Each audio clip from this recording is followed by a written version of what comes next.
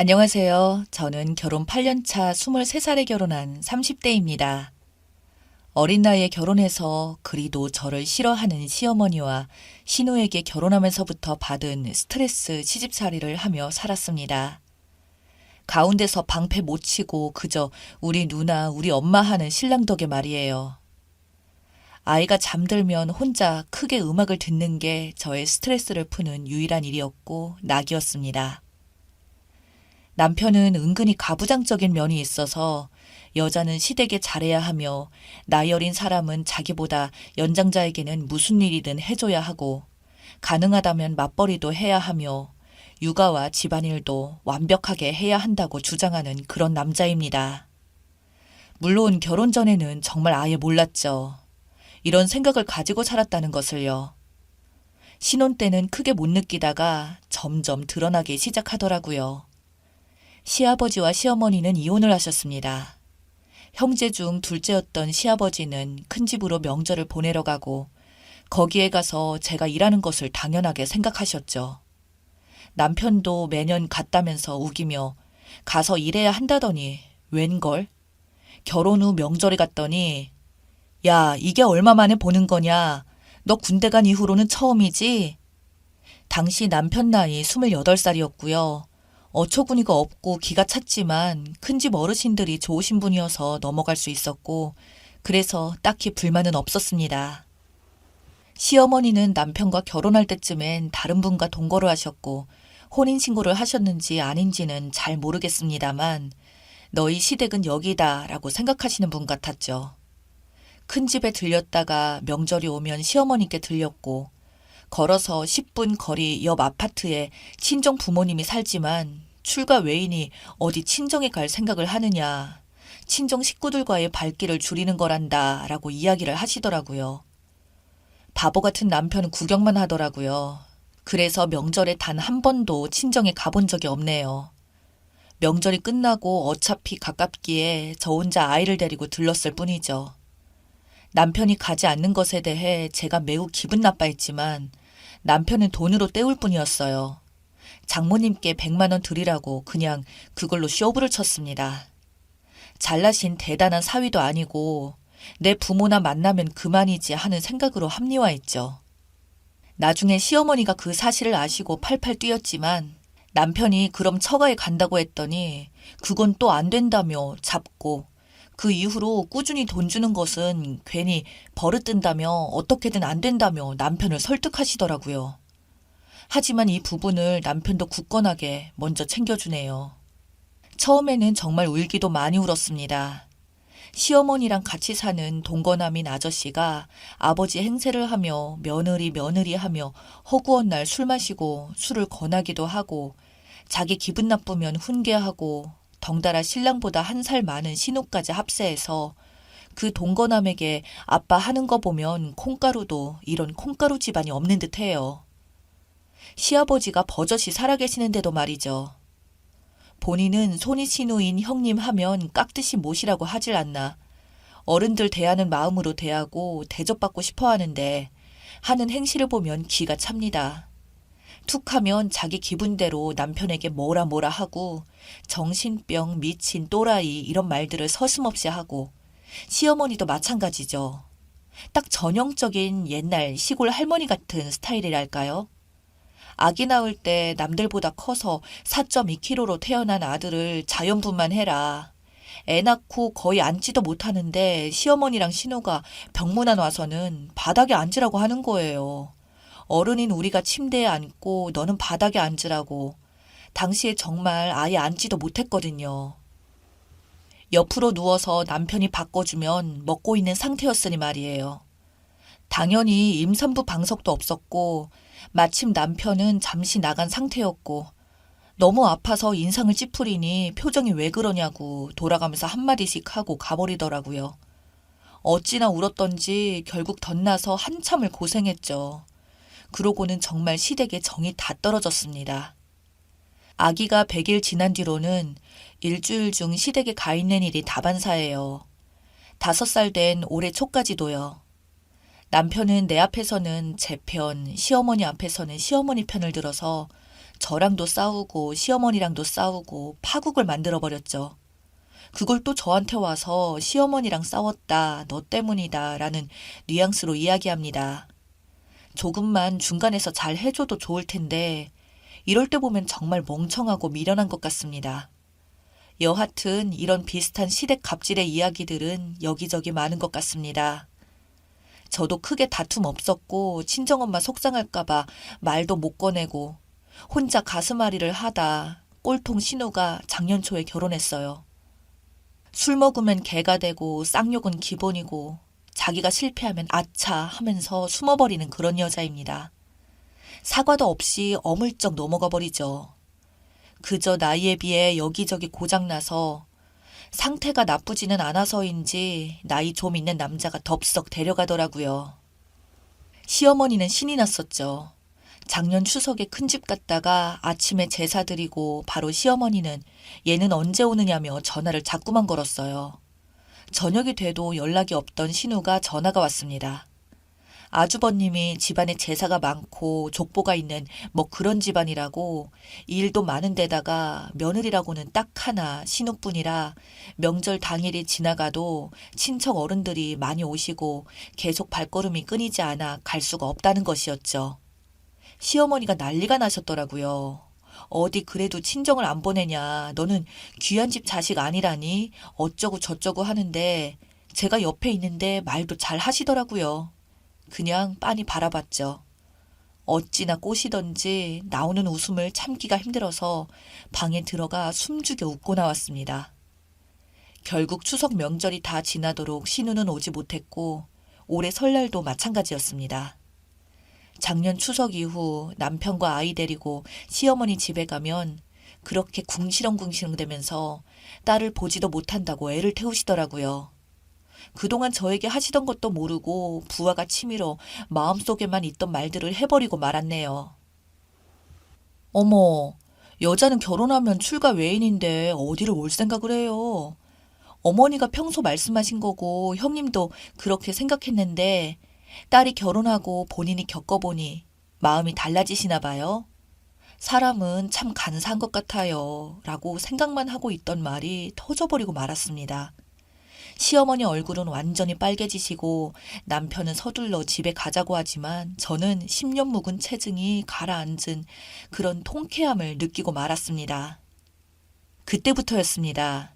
시어머니는 남편에게 너무 자주 오지 않아도 된다고 넌지시 자꾸 이야기했고 남편도 은근슬쩍 내 생각해주는 척 가지 말자고 하는 거죠.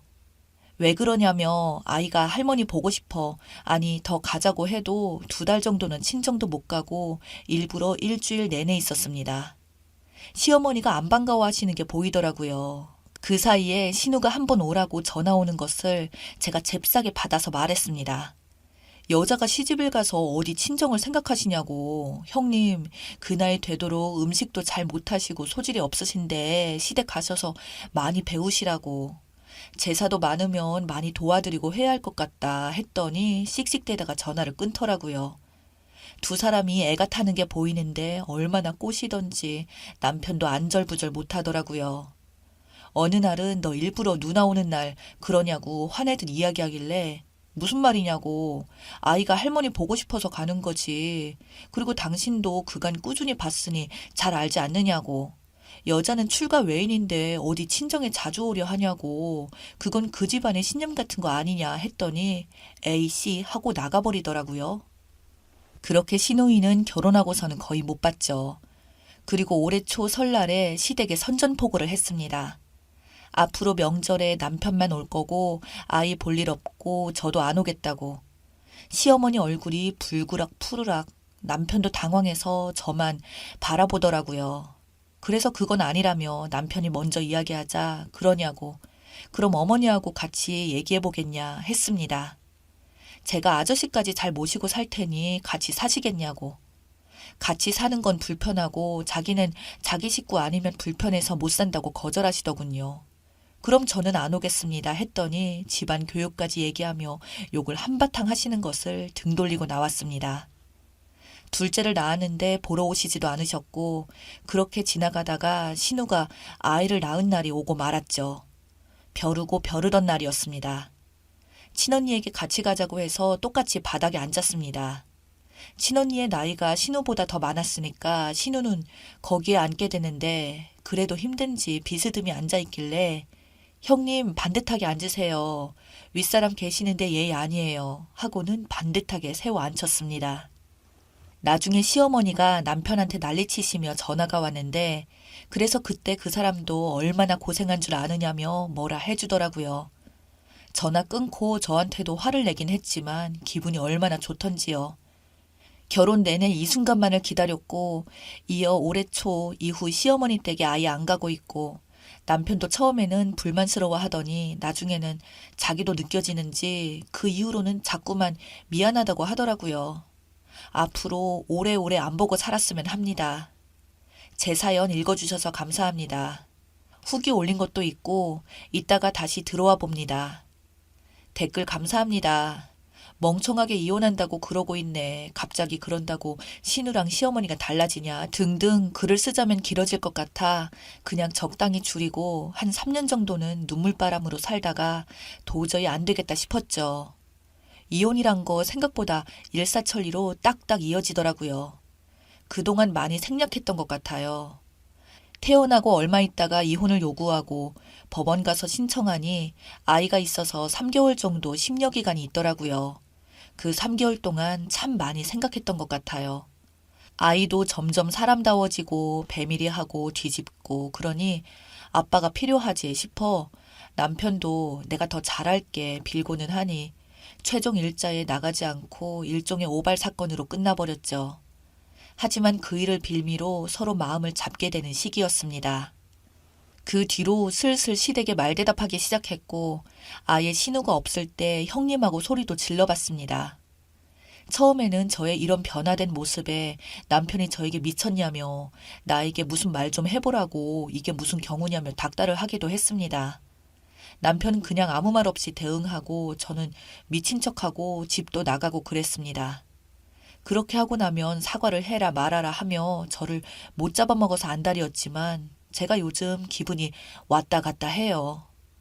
나중에 시어머니 진짜 스트레스 많아 하며 한숨만 쉬었죠. 전 여기에서 여자 마스코트가 되었습니다. 그러다가 정상적으로 지내다가 신우 결혼하고 나서 터트린 거죠. 신우 앉으라 시켰을 때도 처음에는 멀뚱히 바라보고 몇 번 얘기하니 일어서기까지 했는데 진짜 죽일 듯이 저를 바라보고 서 있더라고요. 계속 뭐 하냐고 형님도 저한테 그러셨는데 기억이 안 나냐며 이야기를 하니 똥 씹은 얼굴로 앉기는 했는데 말 한마디도 안 하고 갈 때도 그냥 딴 데만 쳐다보고 잘 가라는 말 한마디도 없었어요. 아주버님은 출근하고 시어머님은 일주일에 꼭 절에 가는 날이 있는데 절대 무슨 일이 있어도 빠지지 않아서 그날 딱 맞춰갔거든요.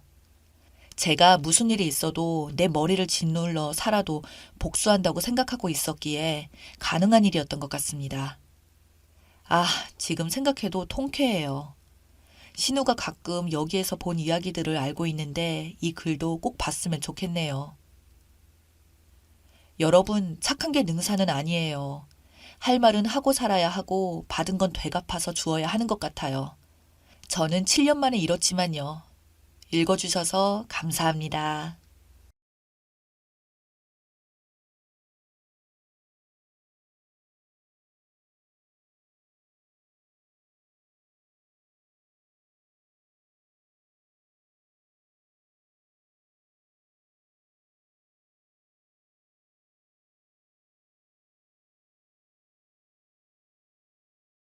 안녕하세요. 어느덧 추석이 지나갔네요.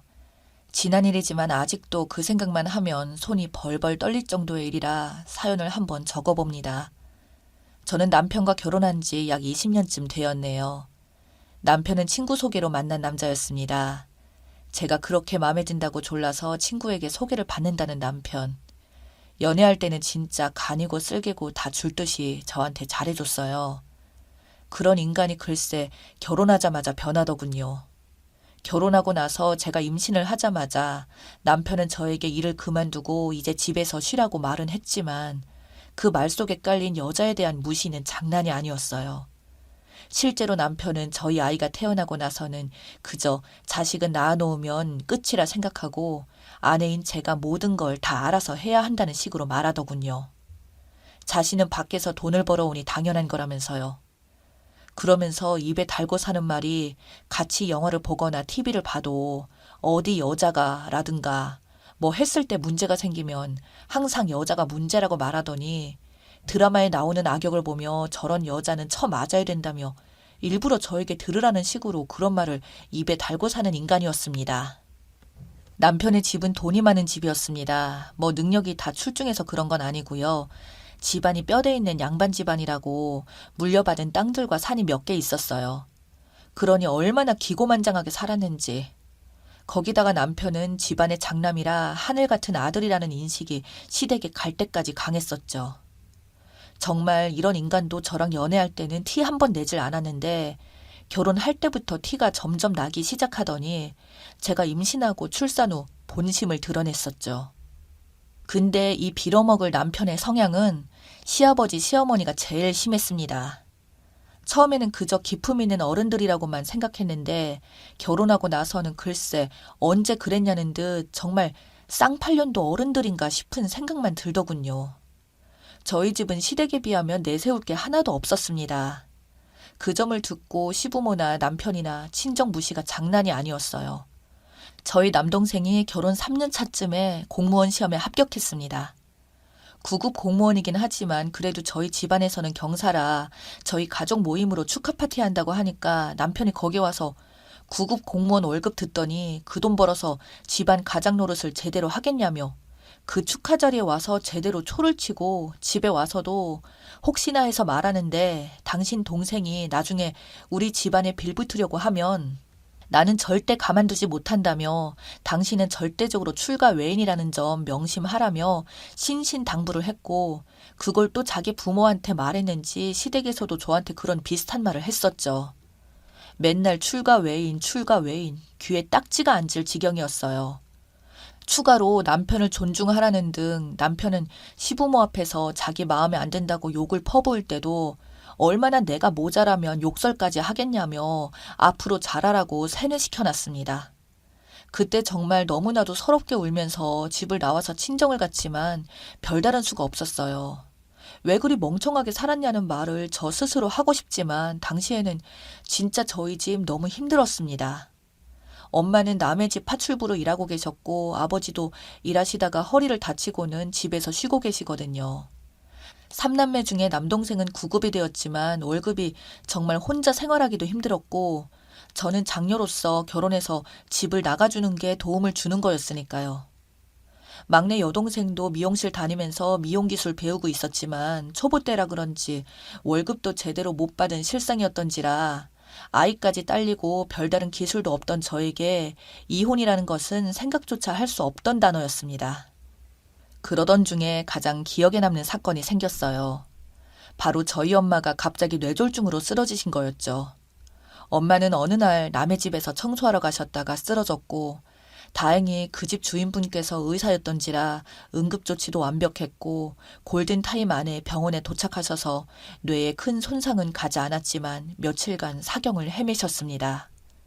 저는 그 소식을 듣자마자 집으로 내려왔고 그때가 며칠 지나면 추석이라 겹쳤었죠. 하지만 그때 저는 엄마가 혼수 상태였는데 집이고 뭐고 전혀 생각나지 않았어요.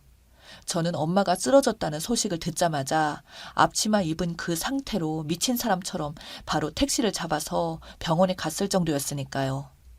남편은 그때 병원에는 오지도 않고 전화만 해서는 장모님 괜찮냐고 묻더니 이제 큰 위험은 지났으니까 남편은 저에게 그럼 안 가도 되겠네라며 혼자 북치고 장구치면서 말하더니 자기 엄마가 추석 제사상 차리러 언제 오냐고 묻더라는 말만 저한테 전하더군요.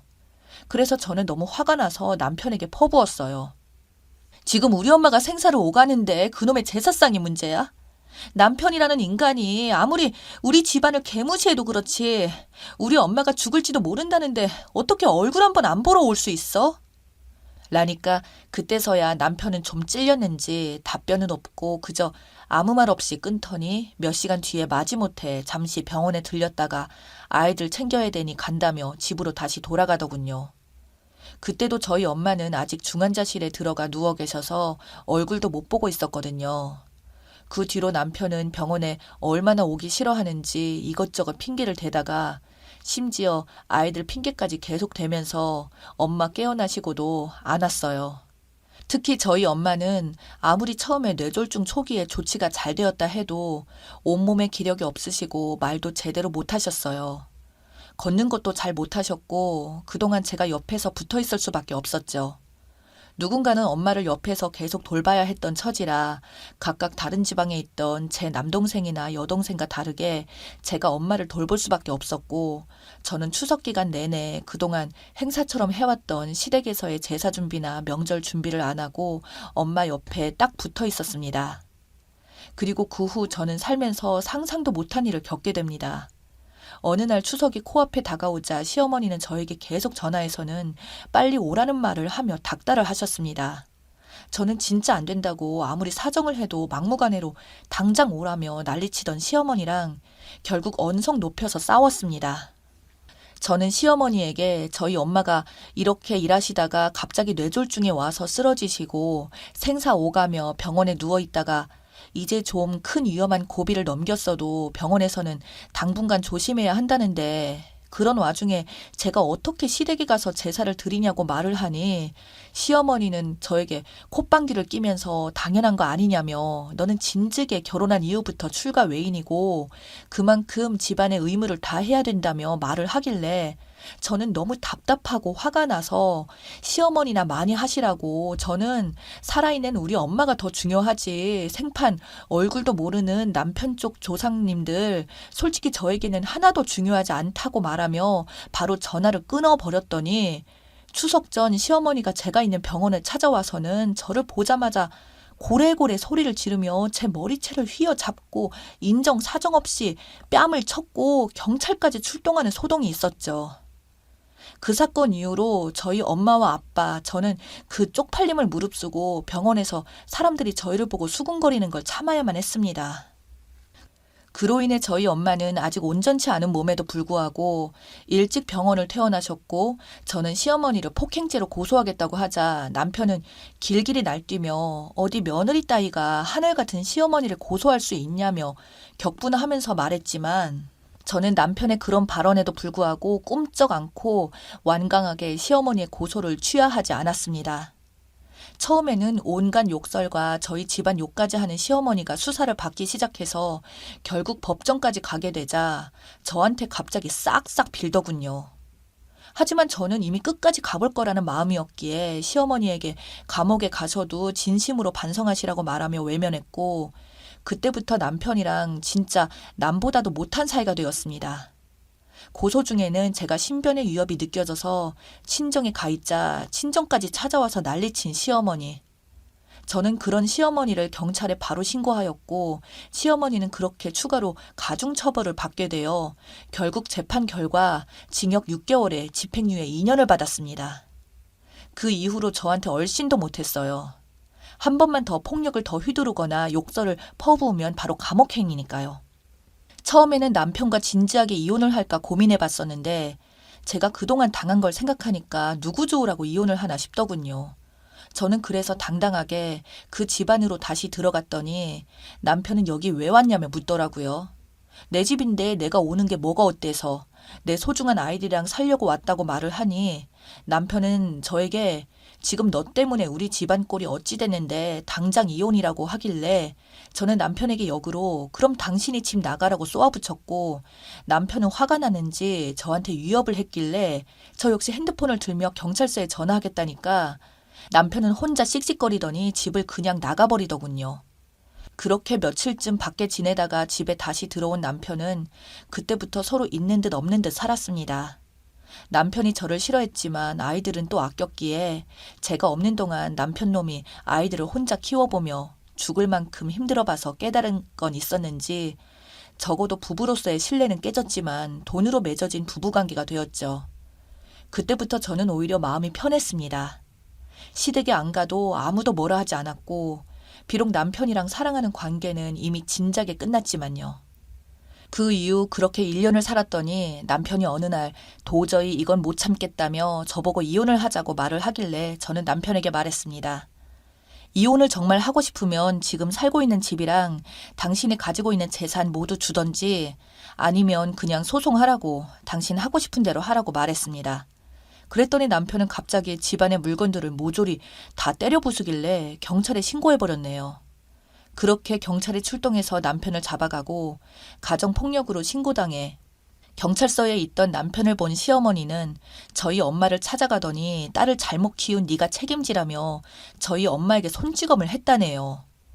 저는 저희 엄마가 그렇게 맞았다는 소식을 듣자마자 경찰에 다시 신고를 했고 시어머니는 그렇게 집행유예와 실형에 가중 처벌까지 받게 되어 현재 감옥으로 바로 직행했습니다. 사고 칠 땐 언제고 진짜 감옥을 가게 되자 자기뿐만 아니라 자기 아들까지 망치는 제가 너무 미워서 그랬다며 한 번만 살려달라고 전화와서 비는데 저는 말했습니다. 당신의 그 빌어먹을 성질머리 당신 아들까지 닮아서 그런 거라고 감옥에서 제발 그놈의 성질머리 좀 고치고 나오라고 비웃어줬네요. 결국 시어머니는 실형을 살고 나왔고 저한테는 현재 접근 금지 상태입니다.